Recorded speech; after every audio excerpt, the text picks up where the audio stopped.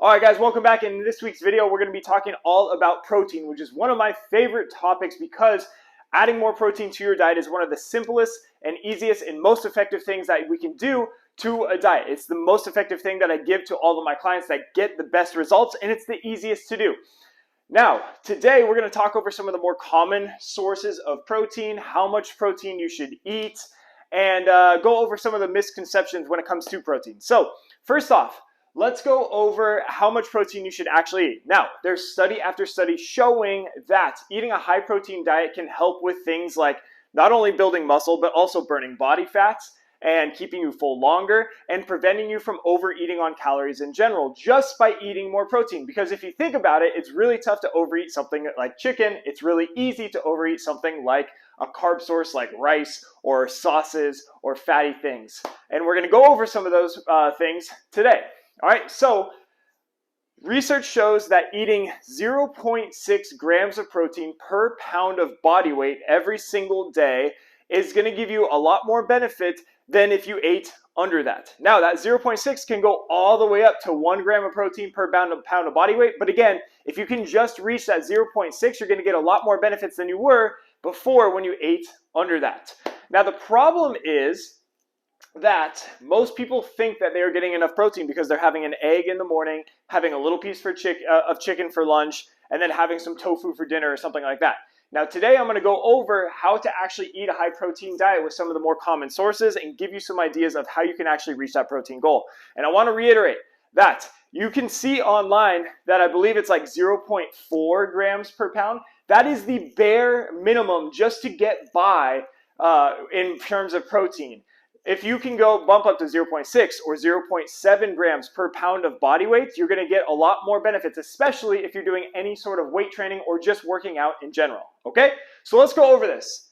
For breakfast, when most people say they have one egg has 6 grams of protein in it. So if we're looking at a 200-pound person, and if we're just looking at the 0.6 grams per pound of body weight, we're trying to reach 120 grams of protein in a day. 6 grams is not getting us very far. Even if you have 2 eggs, you're looking at 12 grams of protein. If we're hitting 120 grams of protein, we need to be getting 30 to 40 grams of protein in at breakfast, at lunch, and at dinner. And 2 eggs is not making a huge dent on that. So what are some other options that actually get you there? Well, there's a lot more to it. And eating more for breakfast is one of the things that I stress with my clients, especially more protein for breakfast. It's not only going to fill you up more, it's going to give you more energy. It's going to keep you full longer in the day so you're less worried about snacking and overeating at other meals. So you can still have your 2 eggs. There's other things like egg whites. I'm not a huge fan of egg whites in the morning. I like to add egg whites to like certain like desserts actually, and that I'm baking because it gives you a boost of protein. But if you wanted to add like egg whites to a scramble with your eggs, this is basically pure protein. 3 tablespoons, 46 grams is only 25 calories, which is 5 grams of protein. There's actually 0 fat and 0 carbs. So it's basically pure protein when it comes to egg whites. So an easy way to boost your protein is if you still have your 12 grams of protein from 2 whole eggs, you can bump up and have egg whites mixed in and get you that 25 or 30 grams of protein. Other ways to do that is to add something on the side like cottage cheese. A serving of cottage cheese is a half a cup of cottage cheese, 113 grams, however you want to weigh it. But that has 13 grams of protein in right there. So if we add cottage cheese plus our 2 eggs, we're at 25 right there. And that's getting us closer to that 30 gram or more mark that we want to hit. My bare minimum is trying to get 30 grams of protein in every single day for breakfast.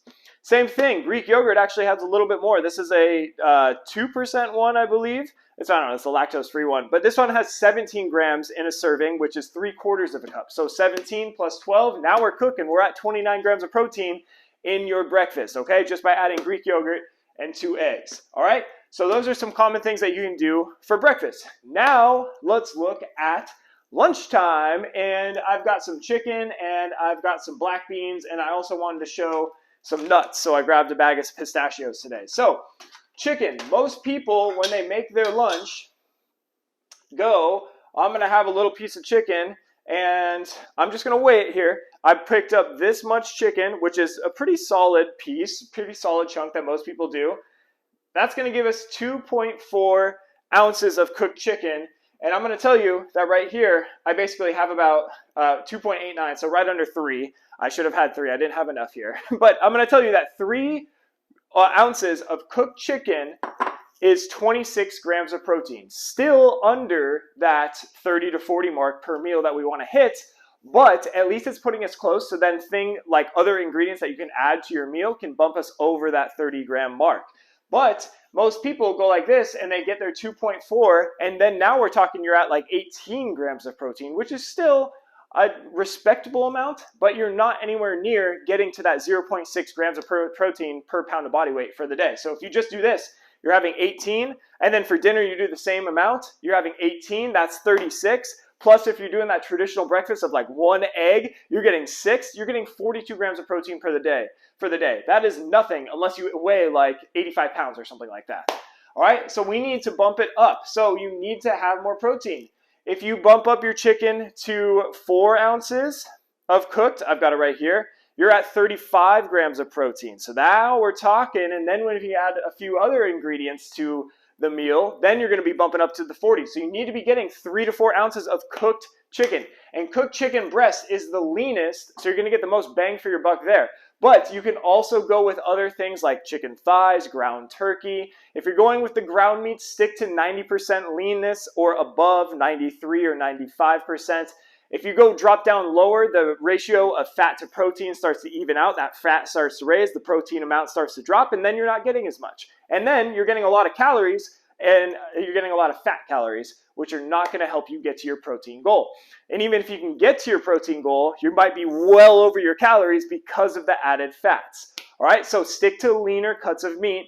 3 to 5 ounces per serving or per meal is going to get you that 30 to 40 plus grams of protein in a meal. All right, and the best way to measure that is, about the palm size of your hand is going to be about 3 to 4 ounces. So if you can get a palm size with about like an inch, inch and a half, 2 inch thick piece around, then you're probably getting about 30 grams of protein or so. And that's a good amount to shoot for. So you can use the palm size and make sure it's thick, not just a thin little patty. Make sure it's thick around your palm. Okay, use that for every single meal to get enough protein. Now I want to show some common misconceptions here when it comes to protein.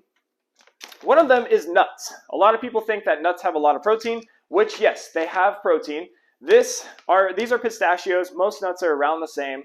But in 28 grams or a quarter cup of pistachios, we're getting 6 grams of protein and 160 calories. It's actually 13 grams of fat. So it's over a 2-to-1 ratio of fat to protein. So let me just show you what 28 grams is to get 6 grams of protein, which again is not much. All right? To be honest, I think I could crush this whole bag in a sitting. If I'm not really thinking about it and it's next to me as I'm working, I could easily crush that. 26, 27, and 28. Perfect. So it's about a handful right there. It's getting you 6 grams of protein. So if I'm getting 30 grams, 30 grams, 30 grams for breakfast, lunch, dinner, I'm at 90. 6 grams is getting me to 96, but I'm also tacking on 160 calories and a whole lot of fat. So even if I double it up and get 12 grams of protein, I'm still at just 102 grams for the day, and I'm adding on so many extra calories. So yes, it's okay to have something like pistachios as a snack, but you need to be wary of how many calories you're eating overall, and it should not be a main source of protein at a meal. And the other problem with this that I alluded to is that overeating these is extremely easy. If you just have a bag like this sitting next to you and you're just taking a few at a time, next thing you know, you're halfway through the bag. There's 6 servings. You just down 3 servings and you're at almost 500 calories worth of just nuts. All right, so that's one of them. Another misconception is something like beans. Again, beans are totally fine to have.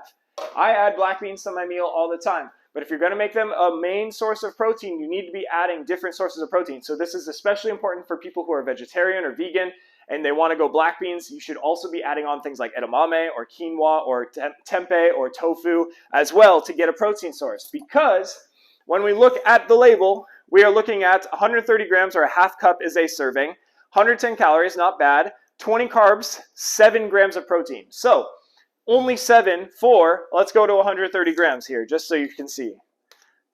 and these are black beans just from a can.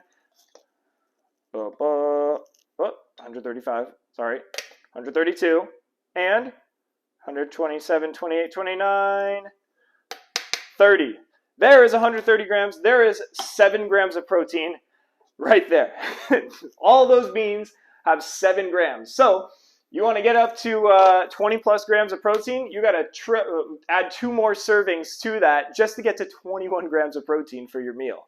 All right, that is a whole lot of beans and actually a whole lot of carbs, because that would be you're at 60 carbs for the day. Anyways, my point is, if you are vegan or vegetarian, or even if you're not, don't make black beans your main source of protein. They can be an added source of protein to your meal, but you got to be weary of how much you're actually eating. And most people will do a serving of black beans and be like, yep, got my protein, but guess what? You only got 7 grams, all right? So what you need to do, if you're not vegetarian or vegan, is add some sort of meat, even if it is just a little bit of chicken, to get you 15, 20 grams there, and then your 7 from the black beans, and maybe another source from like edamame or something like that to add up to that 30 plus. If you are vegan, you got to think of some other ways, tempeh, tofu, things like that are going to be a little bit more protein rich. All right? So those are some of the examples. I hope this helps you. So realistically, if we want to get up to 120 grams of protein for the day, let's look at Greek yogurt, 17 plus 2 eggs. That puts us at 29 right there. Maybe you get a few trace grams from some fruits as well. Then we're looking at, for lunch, 3 to 4 ounces of meat at lunch is going to give us about 35 grams of protein right there. Let's do the same thing for dinner. That gives us another 35. That combined is 70. Maybe we get another trace amounts to put us at 75. So 75 plus, let's say 30. So now we're at 105. Then we can look at maybe adding in some sort of snack, like the 7 grams of protein from the pistachios. That puts us at 112. And then we got to add in something else, right? Maybe a serving of cottage cheese right there. That gives us 13, and that puts us at 125 grams for the day. All right, I hope that makes sense. If you have questions on this protein topic, let me know. But again, research tells us that 0.6 grams per pound of body weight every single day is going to give us a lot more benefits in terms of building muscle, burning body fat, keeping us full longer, and helping us not overeat calories. So try to get to that goal every single day. All right, that's it for me. Let me know if you have any questions, and I will see you for the next video.